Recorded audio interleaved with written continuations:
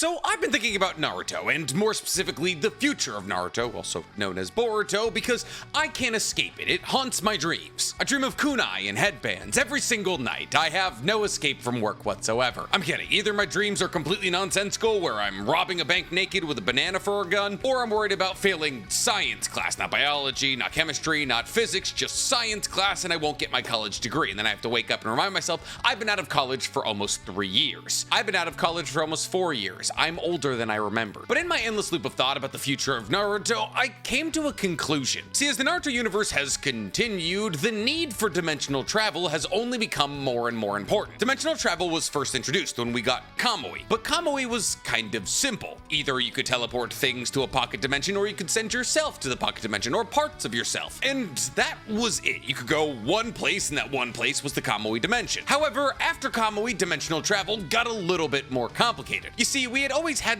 summonings and flying Raijin, which is a reverse summoning that sends you through a dimensional void to get somewhere else instantaneously. But with the introduction of Hagoromo, Kaguya, other Otsutsuki, the 6-tome Rinnegan, interdimensional travel became a possibility. And not to just one little pocket universe. Now, obviously, the likes of Obito and Kakashi found out a way to link their Kamui to Kaguya's portals to be able to use their Kamui for interdimensional travel, showing that the Kamui could be used for other different types of multidimensional travel. But at the end of the day, that only kind of strengthens my point. See, the second that interdimensional travel became a possibility, it became a necessity for the good guys to have it. Because if you're battling against somebody with interdimensional capabilities and you yourself do not have them, you're at a massive loss. You could gravely injure your opponent, but if they're able to go to a dimension that you're not able to go to, no matter how badly you injure them, they'll just open a portal, hop into it, and say bye-bye until they heal. Not to mention, let's say hypothetically, they just snag you and throw you into a dimension that you can't escape, that's a win stick. And this is kind of Kaguya's entire kit, and thus Kaguya was truly the beginning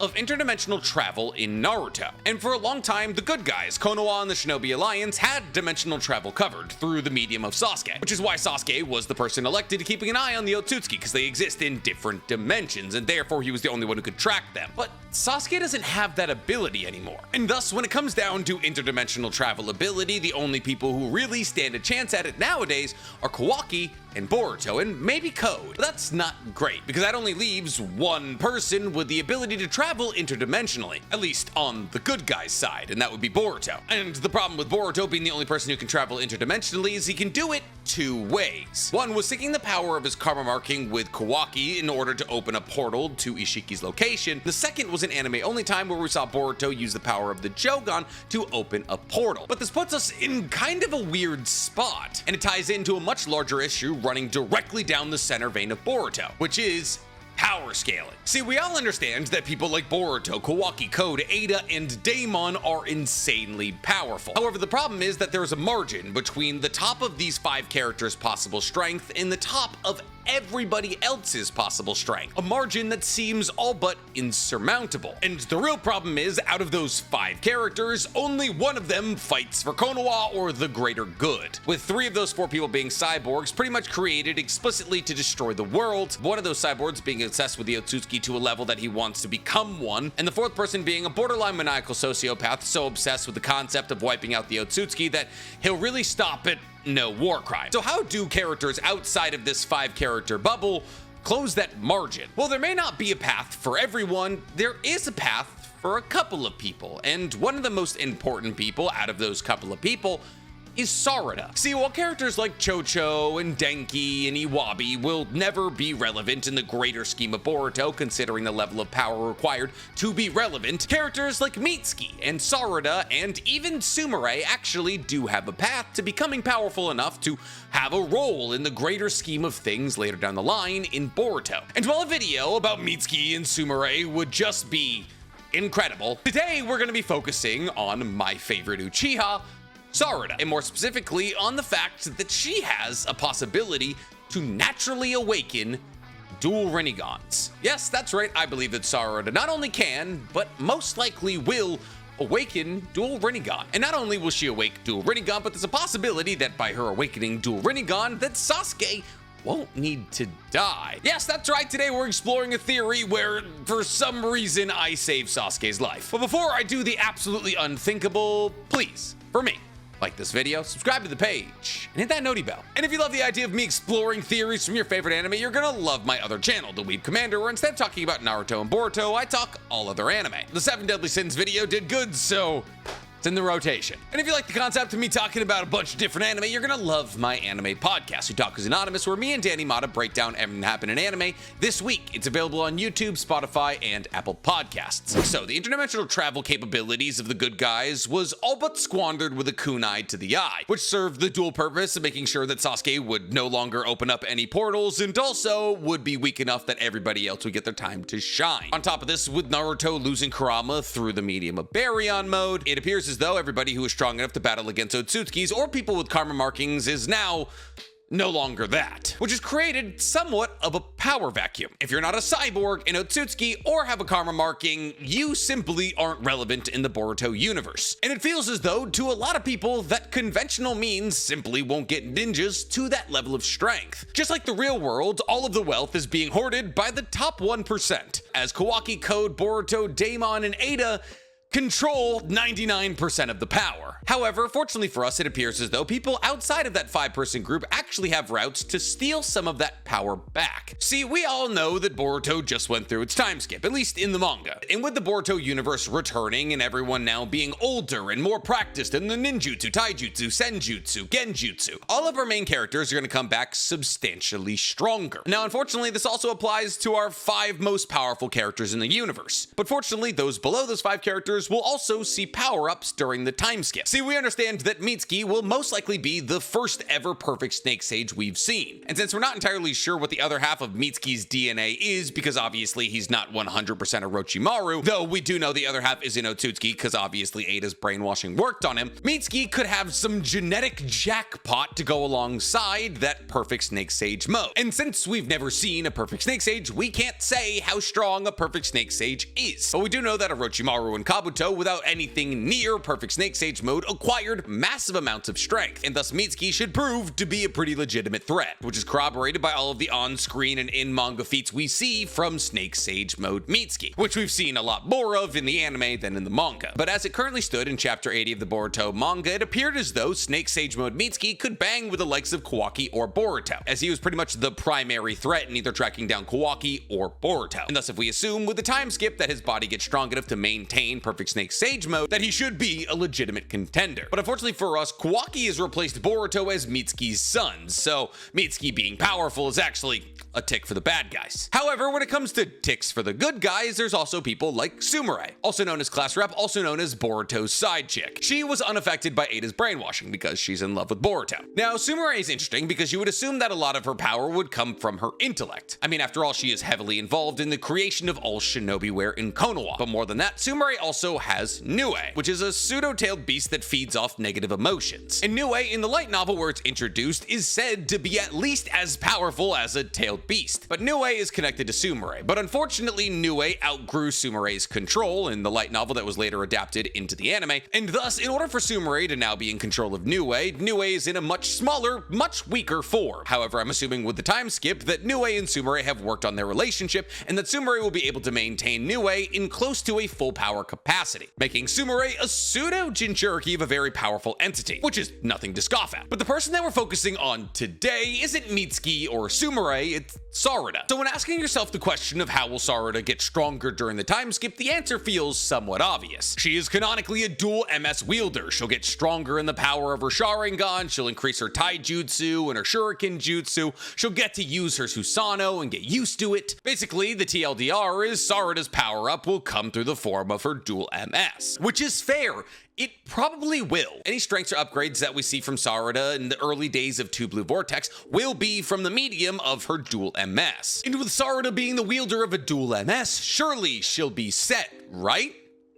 Now, I implore you to remember the last time that a dual MS was enough to win a fight. Well, the last time that a dual MS was enough to win a fight is when Sasuke killed Danzo, a 70-year-old decrepit man without the usage of Kodo of Matsukame, his strongest ability. And while obviously defeating Danzo was no small feat, considering the fact he had like 17 Sharingan he was willing to sacrifice to Izanagi, and he had Hashirama's cell, any way you slice it, a dual MS hasn't meant a whole lot since midway through Shippuden. Even after the battle against Danzo, Sasuke realized that he had to upgrade to EMS. One, because of the clouding in his eye, and two, most likely because you aren't able to unlock a full Susanoo until you acquire EMS. And thus one could very easily make the argument that an MS is only a fraction of the power of an EMS. Now, as to whether or not Sarada's eyes are going to darken through the usage of her MS is still up in the air. She may have a healing factor. Her eyes may not darken because she awoke them through love. But that doesn't solve the second issue with not having an EMS, a full body Susanoo. But you're probably saying, Nick, this isn't the end of the world. We've seen Uchihas acquire incredible strength with only a dual MS before. and you're right, we have. Itachi, her uncle, is the blueprint for this. However, even if, hypothetically, Sarada does get broken abilities in both of her eyes and Susanoo weapons like Itachi's, her father, with EMS and a 6-tome Rinnegan, was Jigen's plaything. Not Ishiki, Jigen. An imperfect vessel that wasn't able to display the entirety of Ishiki's power. And it only got worse for Sasuke when he had to battle against Ishiki. And while Ishiki is dead, hip hip hooray, there are now 2 people on Earth with Ishiki's powers.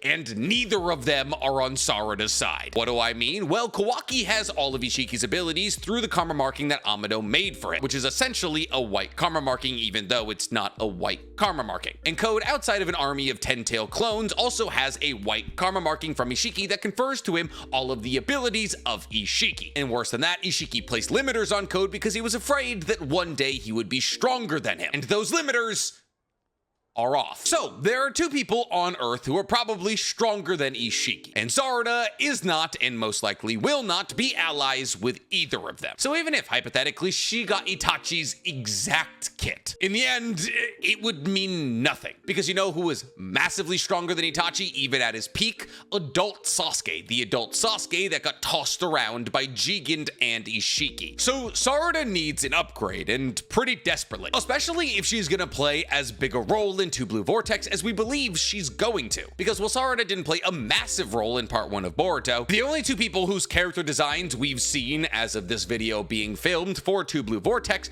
are Boruto and Sarada, which makes you believe that Sarada is going to be playing a larger role in 2 Blue Vortex, which makes sense when you consider the fact that Kawaki has now become the bad guy, so he's not going to be in every chapter. So where does Sarada find this upgrade? Well, a lot of people have similar ideas, which is probably my fault because I've espoused a lot of those similar ideas. But a lot of people believe that Sarada's upgrade will come through the means of a Byakuya seal or a strength of 100 seal from her mother. There's a couple of problems with that theory. One, it would technically place Sarada, a character who's supposed to break the mold, into the exact same archetype as both Sakura and Tsunade, that being strong, punchy character with lots of chakra that they use to heal themselves. And 2, we've seen Sarada's post-time skip look, and there's no diamond on that forehead. Now, technically, that doesn't kill the theory, because we know that Sakura mastered the strength of 100 seal during the time skip, but she didn't show it off until the 4th Great Shinobi World War, which is why in moments like at the bridge after Sasuke killed Danzo, when she went to kill him, she doesn't have the diamond, even though she's unlocked the seal, because not until the seal is used for the first time does it leave the marking of the diamond on your forehead. And thus, there is a possibility that during the time skip, Sarada was trading with Sakura and the strength of 100 seal, and she just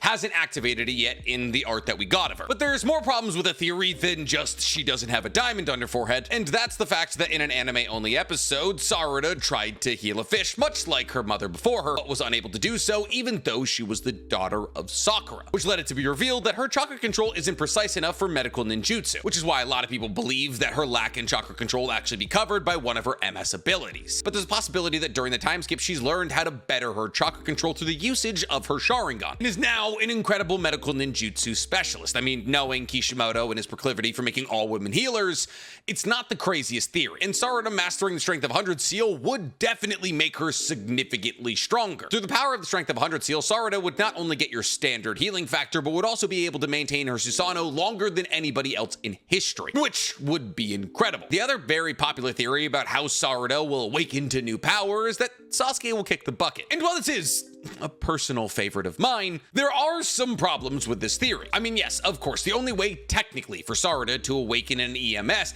is if she takes Sasuke's eyes. He's the only other Uchiha, let alone the only other Uchiha family member of hers that has an MS. And even though one of his eyes is technically destroyed. I mean, we're not entirely sure. There could be some reveal to show that he actually saved the eye. There is kind of a history amongst the Uchiha of being able to merge eyes together and have them heal. As we know that when Madara awoke his Rinnegan, it healed his Izanagi eye. Obviously, Itachi's eyes were healed when they merged with Sasuke's, and so on and so forth. So there's a possibility that when Sarada merges her father's eyes with her own, that Sasuke's eye would be healed somehow. And sure, it's highly suspicious that Boruto has Sasuke's cape and sword, because why wouldn't he have those things? But at the same time, I can't help but think, if Sarada were to hypothetically get Sasuke's eyes, wouldn't she just be weaker Sasuke? Sure, you could absolutely make the claim that one day Sarada will be stronger than Sasuke, and I wouldn't fault you for that. The next generation always passes the previous. But within the scope of Boruto's timeline, even if Sasuke died during the time skip and Sarada took his eyes,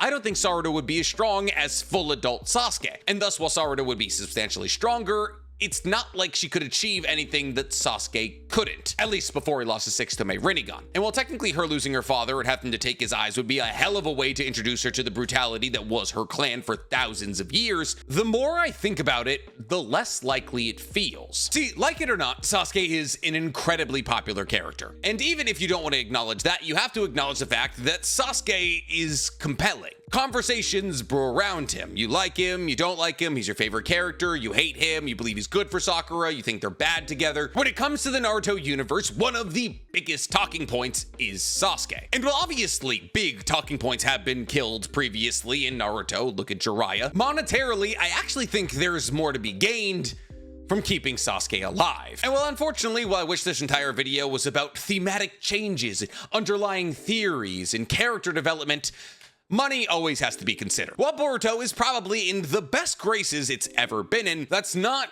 saying a lot. And killing Sasuke, who recently came in the top 10 of Naruto Top 99, would probably cause a couple of readers of Boruto to step away. So while maybe it is Kishimoto's plan to kill off Sasuke, I'm not entirely sure his editors would allow him to do so. Though it would be legendary. I actually think it would be incredible for the story. He's kind of the perfect person to kill. And I think a chapter where Sasuke dies would probably be the most read chapter of all of Boruto. And I think if he killed Sasuke in a way that was true to his character development arc, it would be one of the best things that ever happened to the Naruto universe, and that's not me talking from a place of bias as a person who doesn't like Sasuke. I think genuinely for his character development as a better father, him giving his life for either Sarada or Boruto would be an incredible end to his story. But once again, money makes the world go round. On top of this, Sarada has already awoken her MS, and many people believed that Sasuke's death would actually be the catalyst for Sarada awakening her MS. So now, while obviously Sasuke's death would give Sarada his eyes, his death wouldn't hold technically as much weight as it would have before Sarada awakening her MS. So what if Sarada doesn't need Sasuke for an eye upgrade? I mean, think about it. For her entire life, she has been the mold breaker. She awoke her Sharingan through love after seeing Sasuke for the first time in years. She awoke her MS through love while begging Sasuke to save Boruto from all the people who were brainwashed. Every step of the way in her dojutsu journey,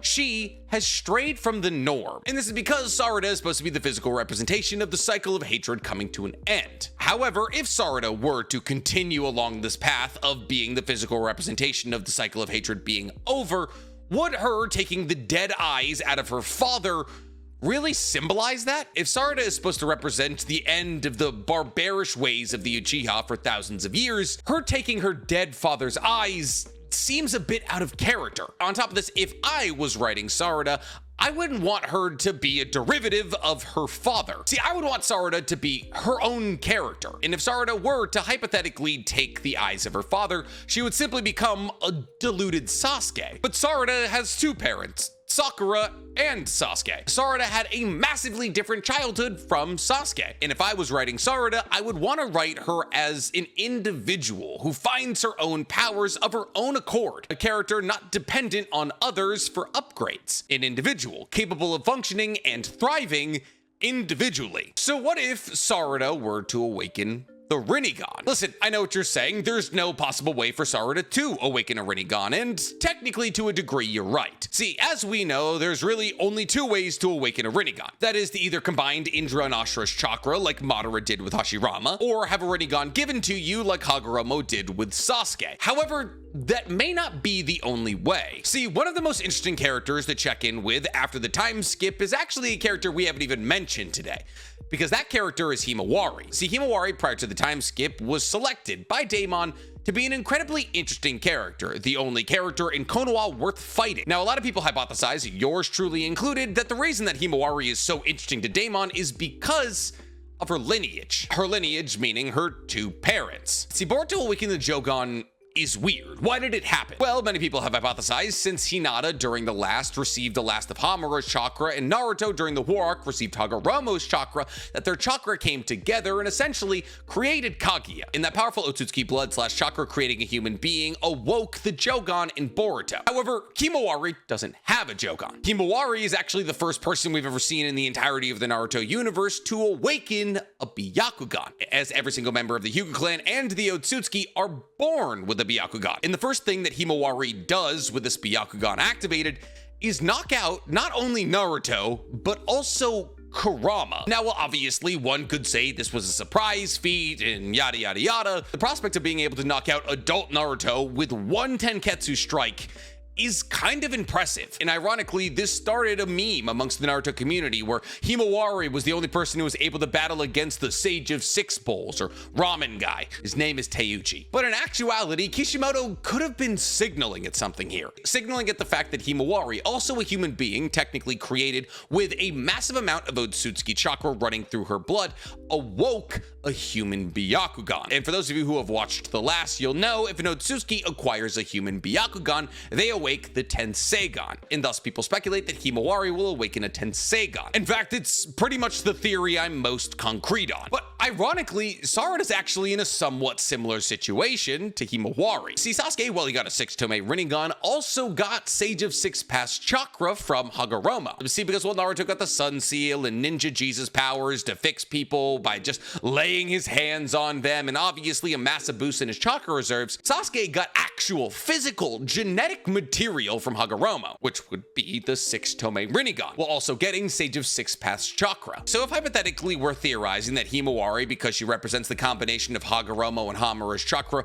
will awake a Tenseigan, what would happen if hypothetically a child who bears a Sharingan was born with Hagoromo's chakra? As any child that Sasuke makes would technically get access to the Sage of Six Pass chakra he was given by Hagoromo, which means that Sarada should, hypothetically, in the same capacity as Himawari, have Hagoromo's chakra running through her. And Hagoromo, if we believe the filler from the anime, and we don't really have any reason not to because it doesn't contradict anything that we learn in the manga, was born with a Sharingan that, as he grew older, eventually evolved into Rinnegan. And then when he became the Jinchuriki for the Ten Tails, he awoke his third Rinnegan, which we're actually not even entirely sure if it was it's a weird looking eye. It may not even be an eye. All we know is it's not a Rinne Sharingan. But if Hagoromo's eyes had the ability to go from Sharingan to Rinnegan with age, which is very much corroborated by the fact that Madara's eyes were able to go from Sharingan to Rinnegan with age once he had Hagoromo's chakra, since Sarada probably has Hagoromo's chakra running through her blood, why shouldn't she be able to awaken a Rinnegan? Technically, for that matter, there's still a possibility that Sasuke will awaken a Rinnegan as he has Hagoromo's chakra. And much in the same way that awakening a Rinnegan saved Madara's eyes, it would actually probably save Sasuke's eyes. But we're talking about Sarada. I mean, when you think about it, it makes a lot of sense. Combining the chakras of Indra and Ashura in your body to create Hagoromo's chakra gives you a Rinnegan. But what if you already have a Sharingan and just receive Hagoromo's chakra? Well, in Sasuke's case, you could say that the change was immediate. That's why his Sharingan awoke to a 6-tome Rinnegan. And thus you could argue that Sasuke's actually already undergone his transformation and therefore his eyes won't change. However, Sarada still has a chance, because Sarada has Hagoromo's chakra running through her much in the same way as Himawari has Hamura and Hagoromo's, and thus Sarada should technically have as good a chance as Madara in the cave at awakening a Rinnegan eventually. Now obviously it took Madara decades to awaken a Rinnegan. However,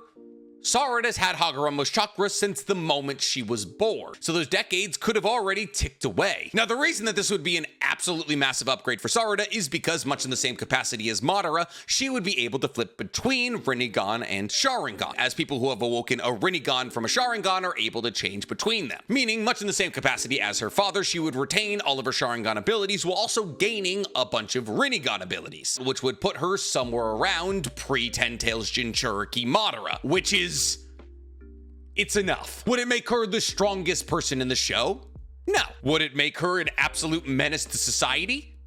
Yeah. But would it make her as strong as adult Sasuke? Also, probably no. As unless she, like Madara, awakens an individual Rinnegan ability that allows her to teleport like her father or open interdimensional portals, she would be constrained to things like the King of Hell or the Animal Path or push and pull. But when you consider the other side of her parentage, there's a possibility that Sarada could have strength and speed that would greatly outclass the likes of Madara or Sasuke, and thus any limits that she has on her dojutsu comparatively to what they accomplish at the peak of their strengths, that is 3 Rinnegan Madara and adult Sasuke, she can make up for by leaning on the strength that she receives from Sakura. And who knows, maybe she'll figure out chakra control, or she'll get a healing ability from her MS that will give her a massively greater healing ability than her father, but not 3 Rinnegan Madara, obviously. But when it comes down to it, I don't believe that Sarada's role in 2 Blue Vortex will be a bruiser. I believe that Sarada will actually operate in a more support capacity, and not in a bad way. I just believe that Sarada's true role is her battle against Ada, as Sarada represents the sun, illuminating the truth of reality, while Ada represents the moon, casting a shadow on the earth. And thus, while Sarada will most likely have to fight some very powerful foes, I believe that her true purpose in 2 Blue Vortex will be making sure that Ada's brainwashing is undone. But with the 2 Rinnegan upgrade, I don't see her losing terribly in any fight. But what do I know? Here I am walking back my own theories, making new theories where Sasuke survives. Disgusting. But if you guys like this theory, tell me in the comments below. And while you guys are down there, please, for me, like this video, subscribe to the page, and hit that noti bell.